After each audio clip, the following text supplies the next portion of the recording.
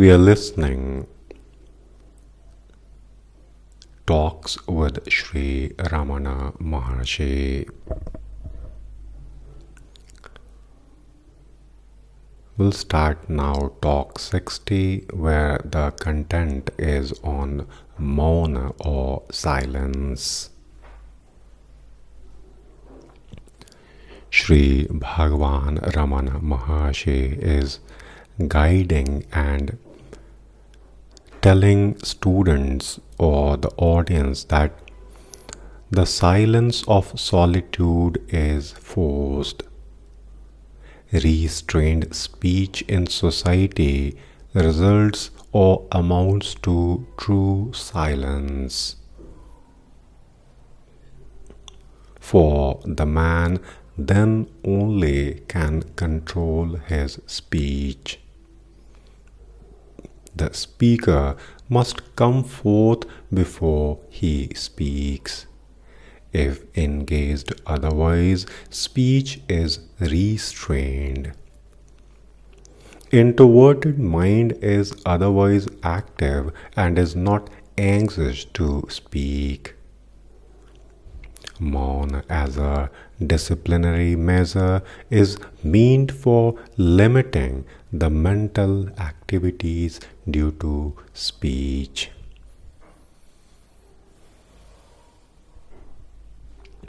If the mind is otherwise controlled, disciplinary mouna is unnecessary, for mouna becomes natural.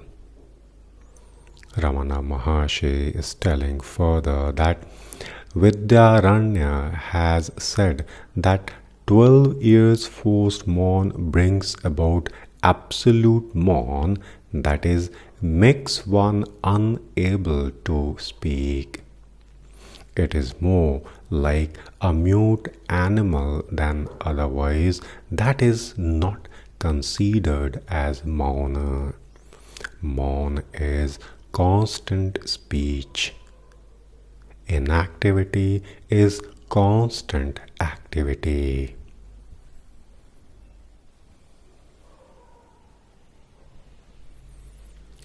Talk 61 now.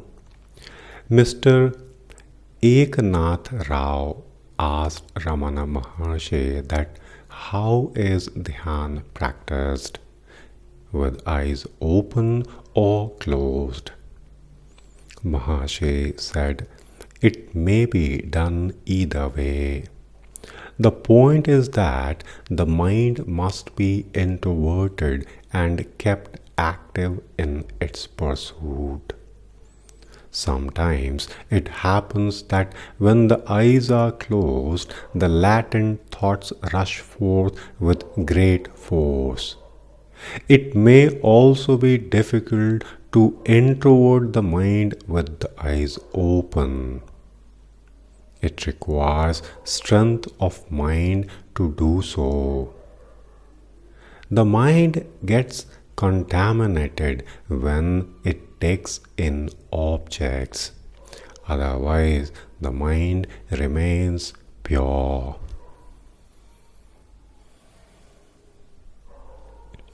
The main factor in dhyana is to keep the mind active in its own pursuit without taking in external impressions or thinking of other matters. Then Mr. Eknath Rao in Talk 62 asked one very important question. He asked, what is Sphurana? A kind of indescribable but palpable sensation in the heart center or anywhere around the body. Ramana Maharshi replied that Sphurana is felt on several occasions, such as in fear, in excitement, although it is always and all over. yet it is felt at a particular center and on particular occasion. This Sphurana is also associated with antecedent causes and confounded with the body, whereas it is all alone and pure, it is the self. If the mind be fixed on the Sphurana and one senses it continuously and automatically, it is realization. Let us listen again the last two lines, that if the mind be fixed on the Sphurana or the sensation arising in the body and one senses it continuously and automatically, it is realization. Sphurana is the foretaste of realization. It is pure. Ramana Maharshi said this. He said further that the subject and the object proceed from it. If the man mistakes himself for the subject, object must necessarily appear different from him.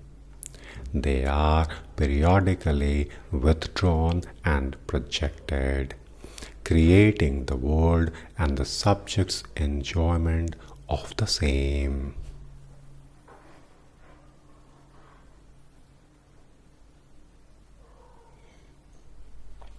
If, on the other hand, the man feels himself to be the screen on which the subject and the object are projected, there can be no confusion, and he can remain watching their appearance and disappearance without any disturbance to the self.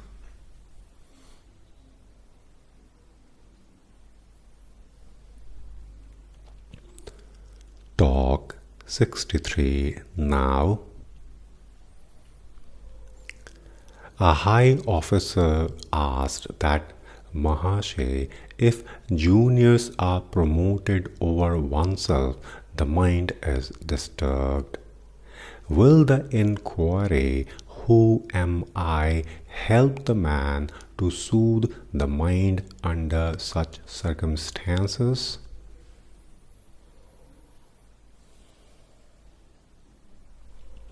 Ramana Maharshi said, yes, quite so. The enquiry, who am I, turns the mind inward and makes it calm.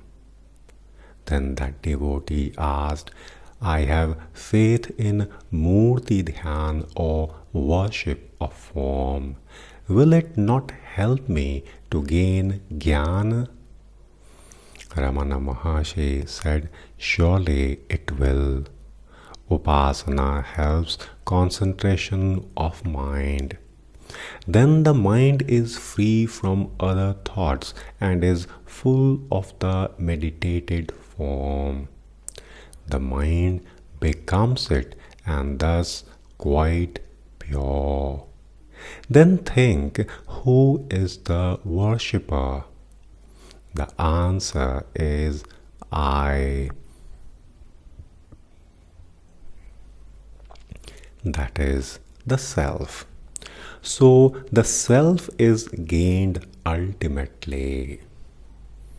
The present difficulty is that the man thinks that he is the doer, but it is a mistake. It is the higher power which does everything, and the man is only a tool. If he just accepts that possession, he is free from the troubles. Otherwise, the higher power courts them. Take for instance the figure in a Gopuram, that is temple tower, where it is made to appear to bear the burden of the tower on its shoulders.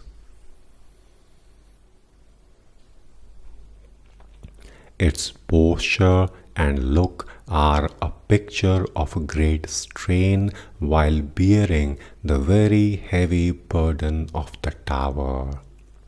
But think, the tower is built on the earth and it rests on its foundations. The figure is a part of the tower but is made to look as if it bore the tower. Is this not funny? So is the man who takes on himself the sense of acting, the sense of doing.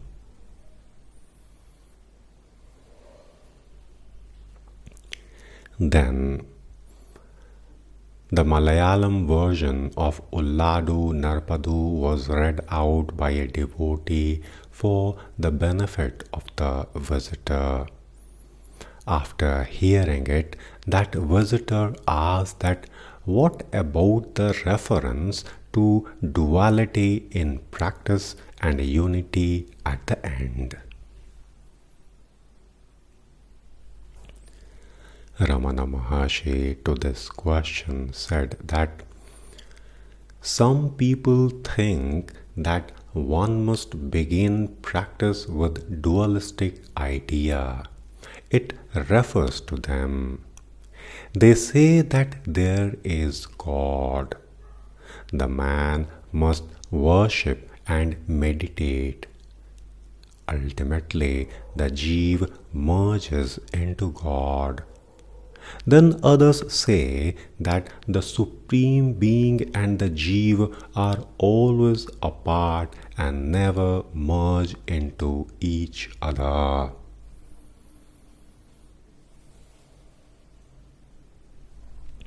Ramana Maharshi said further that howsoever it may be at the end, let us not trouble ourselves about it now. All are agreed that the Jeev is existing. Let the man find out that Jeev, that is his self. Then there will be time to find out if the self should merge in the Supreme, is a part thereof, or remains different from it. Let us not forestall the conclusion at this point of time. Keep an open mind, dive within and find out your true self. Then the truth will itself dawn upon you.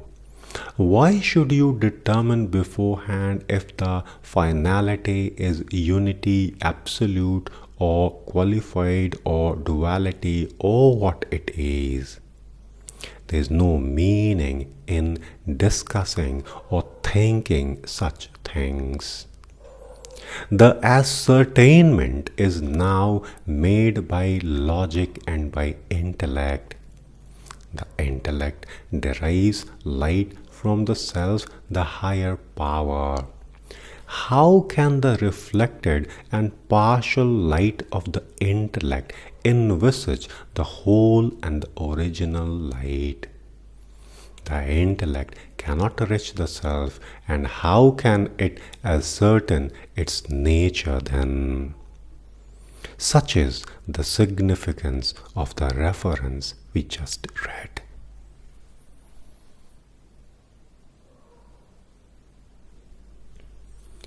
Then the devotee asked that Sri Bhagavan, one of the stanzas says that the scriptures so scrupulously studied in the earlier stages are ultimately of no use. At what stage do they become useless? Then Ramana Maharshi said that when their essence is realized, then the scriptures create less sense. The scriptures are useful to indicate the existence of the higher power, that is the self, and the way to gain it. Their essence is that much only. When that is assimilated, the rest is useless. But they are voluminous, adapted to the development of the seeker, as one rising up in the scale finds the reasons one has passed to be only steps to the higher stage, and so on.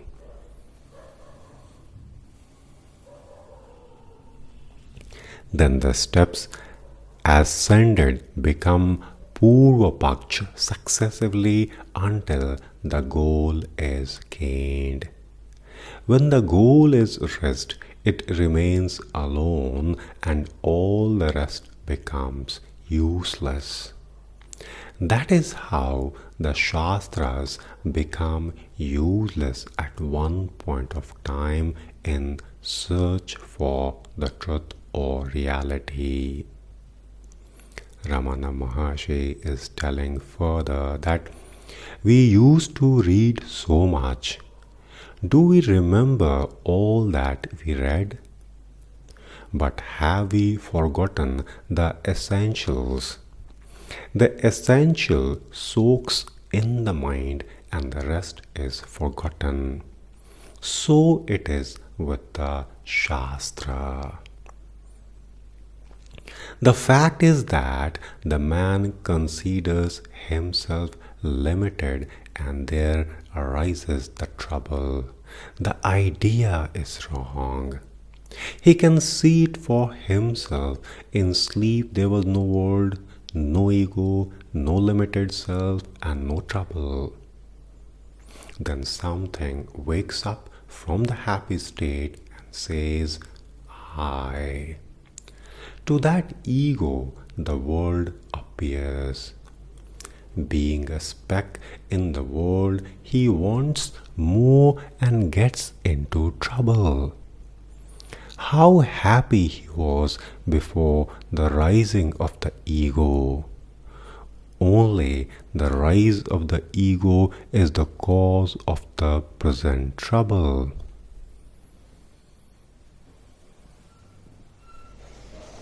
Ramana Maharshi said further that let him trace the ego to its source, and he will reach that undifferentiated happy state which is sleepless sleep.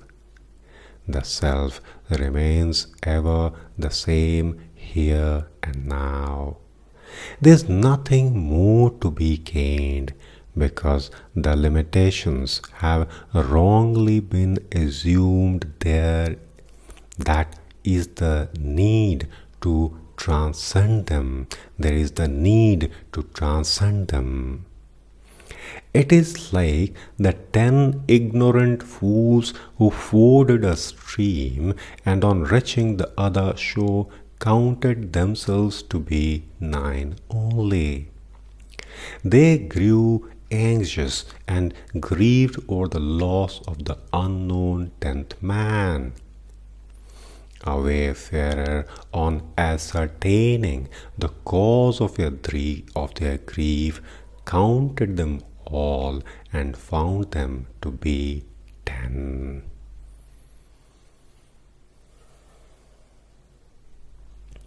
But each of them had counted the others, leaving himself out. But the wayfarer gave each in succession a blow, telling them to count the blows. They counted 10 and were satisfied. The moral is that the 10th man was not got anew. He was all along there, but ignorance caused grief to all of them. Again, a woman wore a necklace around her neck but forgot it. She began to search for it and made inquiries. A friend of hers, finding out what she was looking for, and pointed out the necklace around the seeker's neck. She felt it with her hands and was happy. Did she get the necklace anew? Here again, ignorance caused grief and knowledge happiness.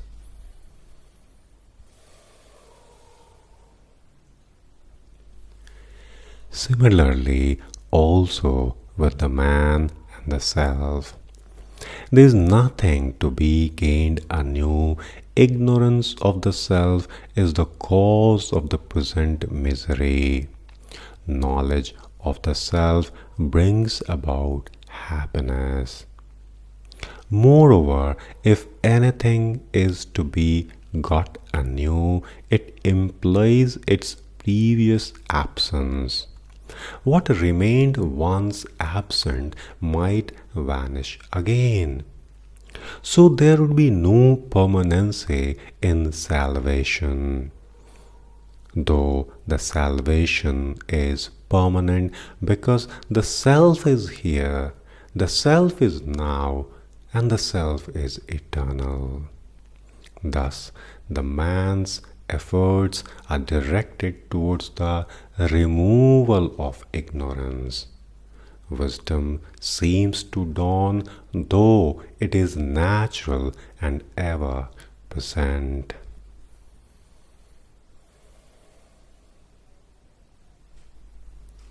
Then that visitor, while taking leave, saluted the master and said, "It is said that the victim in the tiger's mouth is gone forever." The reference is to a passage in Who Am I book, where it is stated that a disciple can never revert to the world after he has once fallen into the field of the Guru's gracious look, as surely as the prey in the tiger's jaws cannot escape.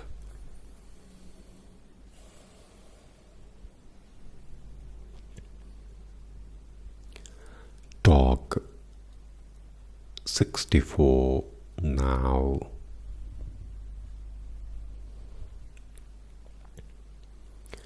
News of someone's death was brought to Sri Bhagavan. He said, "Good, the dead are indeed happy. They have got rid of the troublesome overgrowth, the body. The dead man doesn't grieve. The survivors grieve for the man who is dead." Then Maharshi said further that, "Do men fear sleep?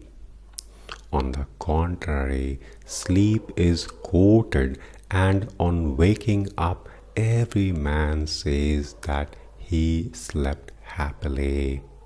One prepares the bed for sound sleep. Sleep also is temporary death. Death is longer sleep. If the man dies while yet alive, he need not grieve over others' death. One's existence is evident with or without the body, as in waking, dream, and sleep.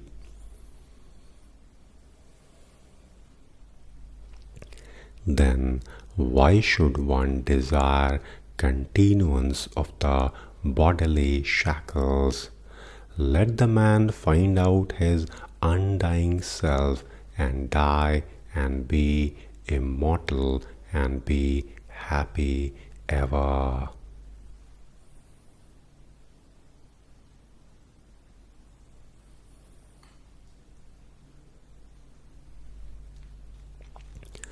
Talk 65 now.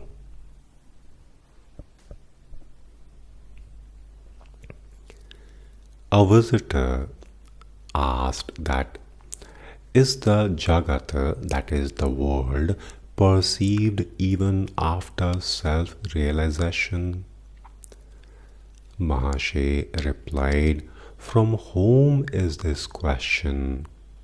Is it from Agyani or from an Agyani?" Maharshi said that realize to whom the question arises. It can be answered if it arises after knowing the doubter, the one who doubts.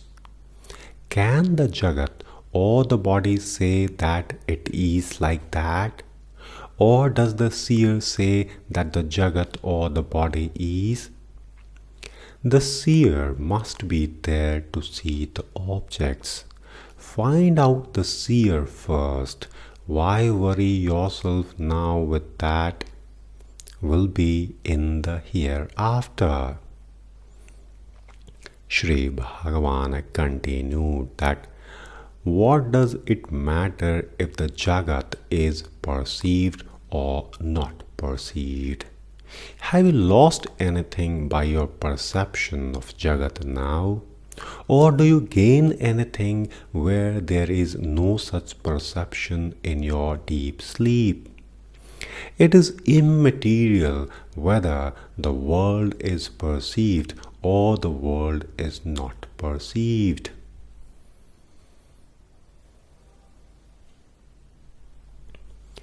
Maharshi said further that the Agyani sees the Jnani active and is confounded.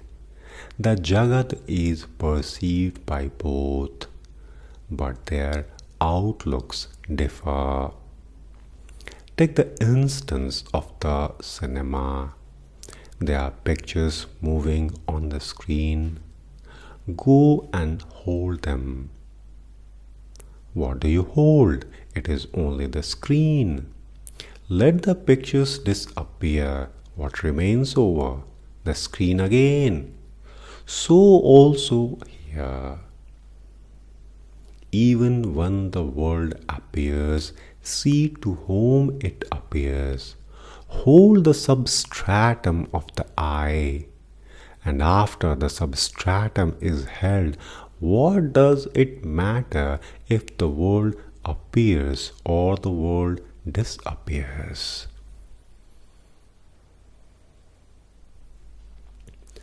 Maharshi then said that the Agyani takes the world to be real, whereas the Jnani sees it only as the manifestation of the self.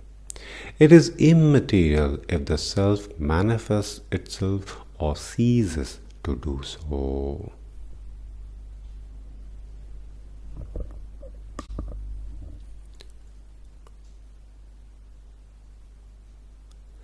Talk 66 now.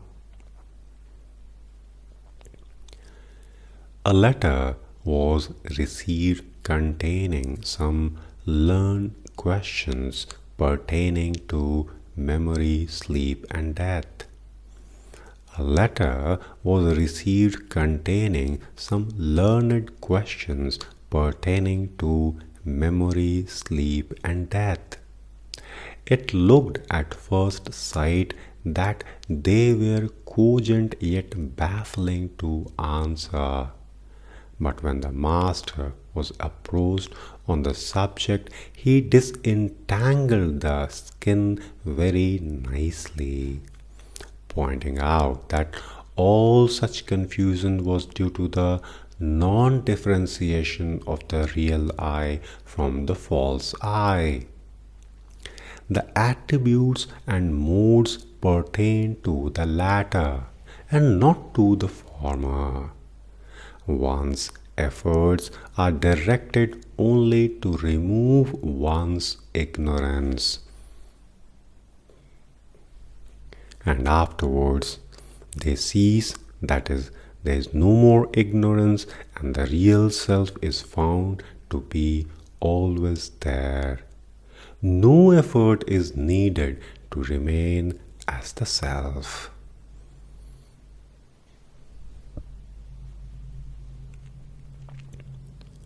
Hope these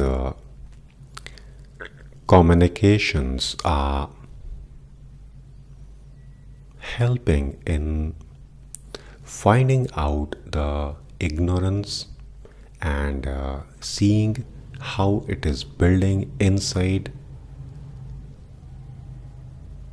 So we'll now take a pause. Thanks for listening.